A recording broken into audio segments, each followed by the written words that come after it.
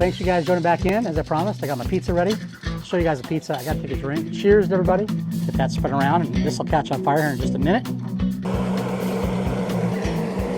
That's a normal process when you put new pellets in. They're going to be igniting. Once it's ignited, you're going to see the smoke die down. Got my fresh buffalo mozzarella. We're going to go ahead and fire this up inside the wood fire oven using our Nautic barbecue pellets.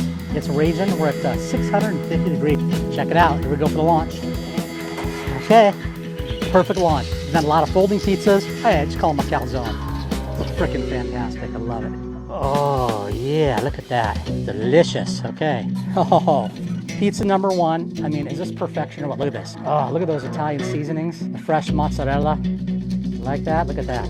Oh my God, this is going to be absolutely incredible. I'm going to take this off and cut this up. Oh yeah, the crust is great on the bottom. Look at this. Let me shut this up here real quick. Oh yeah, here we go. Oh, look at that.